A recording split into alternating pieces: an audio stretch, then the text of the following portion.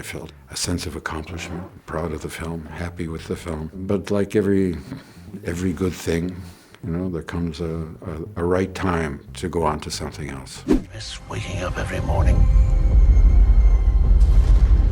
wondering what wonderful adventure the new day will bring to us.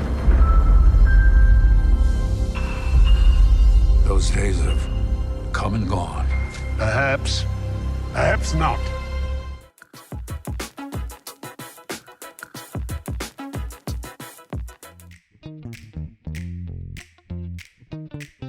Indiana Jones movies are more about movies than anything else, about the fun you can have with film, how you can mix emotion and laughter, entertainment, and still have some substantial, bite to it.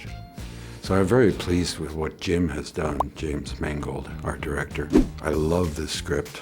I think it's very ambitious and it gives a great opportunity for us to develop our relationship, which I think is essential to the success of the film. And I've had the enormous pleasure and good fortune of being able to work with Phoebe.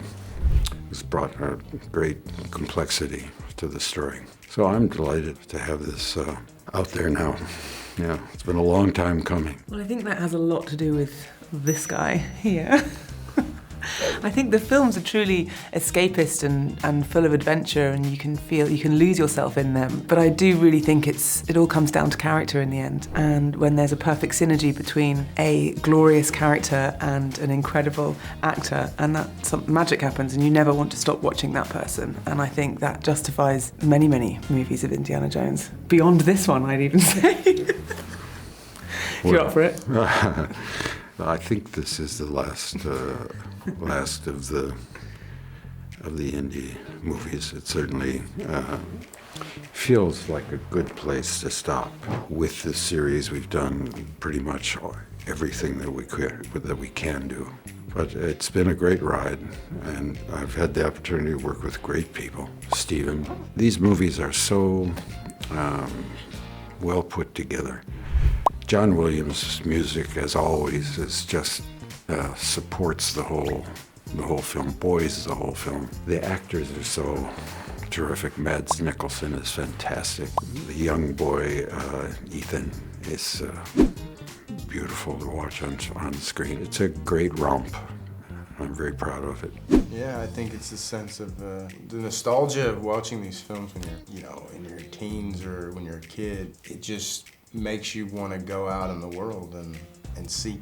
Yeah, and then a flawed character. I mean, he's the hero, but he's a flawed human being.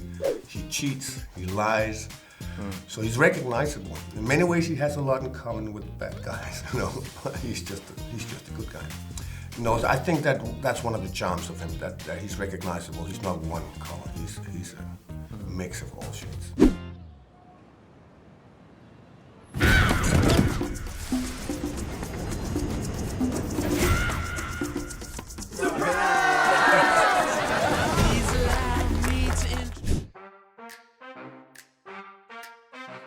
It has all the classic staples of the old films, the adventure, the insects going through, or the snakes, but it's reinvented in a way that's surprising. It's like, oh yeah, that's part of the old movie. Jim has a really good way of doing things to the line very authentically. He's not gonna pull any hokey stuff. Well, I also think just that he belonging to my generation, that alone brings a different tone to it. But him also being very true to the original story is the most important part. We can't squeeze 2023 moral into people from 1940s. It's something we do too often sometimes, but there was a moral there, and then we go up to the 60s, there's a different moral, and then we have our moral. We have to find a way that balances so the characters are honest to themselves. We did a little work on the ending, which was the last thing that I shot, working with Karen Allen, who has been a substantial part of the whole thing, but appears in this story only briefly at the end, but with a very strong emotional hook. And I mean, I felt nostalgia, I felt a sense of accomplishment, proud of the film, happy with the film. But like every good thing, you know, there comes a right time to go on to something else. I really enjoyed the process of making this film. I'm very, as I say, very happy with it. I left the set that day content. If you take like Bond villains, for instance, they're within a certain framework, right? There's a certain touch to them. And that goes with Indiana Jones as well. I mean, there's a certain class to the villains. That's a style. And as you say, I mean, obviously, if the film is changing, we have to change with it. But this film was definitely trying to keep the atmosphere of the first films and back in the 30s and 40s, right? So we have to lean into that and find that specific thing. What it is, hopefully we nailed it, but it can be very hard to describe what it is. A few times in my life I've seen things.